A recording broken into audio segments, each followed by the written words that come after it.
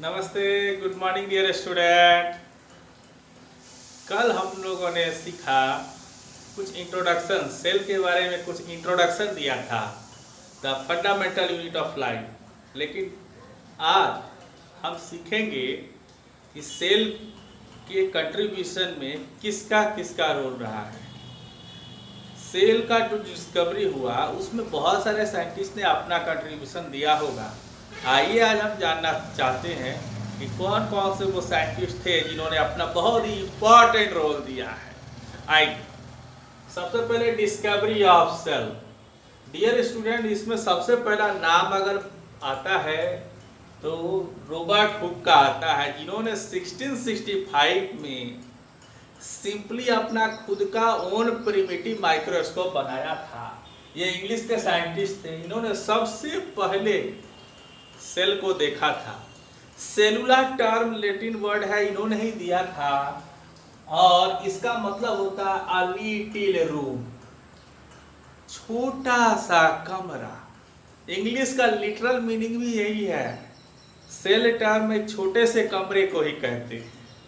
तो जब इन्होंने एक बार्क के ट्री के जो बार्क होता है उसको काटा, स्लाइस लिया, कॉर्क स्लाइस कहा जाता है।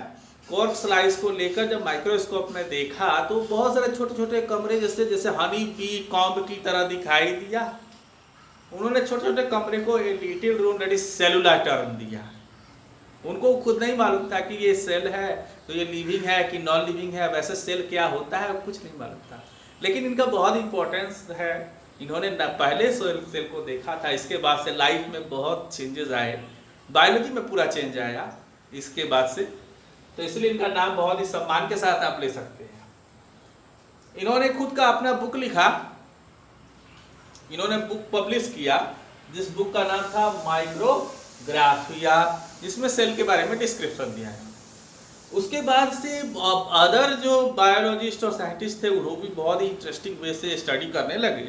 फिर एंटन वैन लीवेनहॉक ने 1674 में, ये डच के साइंटिस्ट थे, इन्होंने लिविंग सेल्स को स्टडी किया और माइक्रोस्कोप में लिविंग सेल्स को देखा।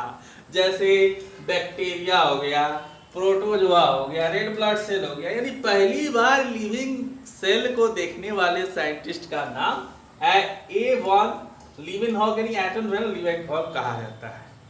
और भी क्यूरियोसिटी बड़ी साइंटिस्ट के बीच में, तो एक और साइंटिस्ट आए जिनका नाम था रॉबर्ट ब्राउन, जो 1831 में, ये स्कॉटिश बोटनिस्ट थे।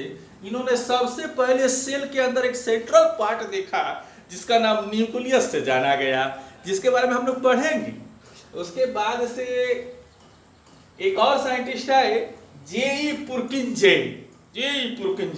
इन्होंने 1839 में सबसे पहले सेल के अंदर में जो लिक्विड पार्ट था उसको उन्होंने प्रोटोप्लाज्म नाम का टर्म दिया और इन्होंने कहा for the living substance present inside the cell, ये लिविंग सब्सटेंस जो है सेल के अंदर प्रेजेंट है। तो अब इन्होंने जो प्रोटोप्लाज्म जो है, सबसे पहला टर्म जो यूज किया प्रोटोप्लाज्म सेल के अंदर होता है, तब हक्सले ने 1868 में उस प्रोटोप्लाज्म को कहा फिजिकल बेसिस ऑफ लाइफ, यानी लाइफ का फिजिकल बेसिस सेल के अंदर जो है उस टर्म को बताया कि प्रोटोप्लाज्म है क्या। अब देखिए बहुत सारे साइंटिस्ट आए, इन्होंने अब सेल पे स्टडी किया, तब उसके बाद से सेल का थ्योरी देना इंपॉर्टेंट हो जाता है कि सेल का थ्योरी क्या होगा। तो आइए सेल का थ्योरी में पहले दो साइंटिस्ट का नाम आता है जिन्होंने अलग अलग से अपने स्तर पे वर्क किया सेल पे, जिसका सेल बायोलॉजिस्ट है, ये बॉटनिस्ट भी हैं, एम जे स्किल्ड है। 1838 में अलग से इन्होंने वर्क किया और टी स्कीवान 1839 ये जोलॉजिस्ट भी हैं, इन्होंने वर्क किया और इन्होंने इन लोगों का जो पॉइंट है ये क्या कहता है, cell is the structural and functional unit of all living beings, यानी सेल जो है स्ट्रक्चरल और फंक्शनल यूनिट है लाइफ का, जो इस चैप्टर का नाम है। तो इस सेल के बारे में ये बातें इन्होंने बताया। तब जब ये सब हुआ तब उसके बाद से रुडोल्फ विर्चो ने 1855 में सारा सेल का पॉइंट को रखकर इन्होंने खुद से अपना एक सेल थ्योरी प्रेजेंट किया। इन्होंने अपने लैंग्वेज में कहा ओमनिस सेलुला इज सेलुला। एक लैटिन वर्ड है ओमनिस सेलुला इज सेलुला। इन्होंने ये कहा ओमनिस सेलुला इज सेलुला का मतलब ये होता है all cells arise from pre existing cells. जितने भी सेल हैं वो पहले वाले सेल से ही आए हैं। यानी इस धरती पर जो भी आता है वो एक ही सेल से आता है जो पहला होता है। इस संसार में कोई जादू से प्रकट नहीं होता है।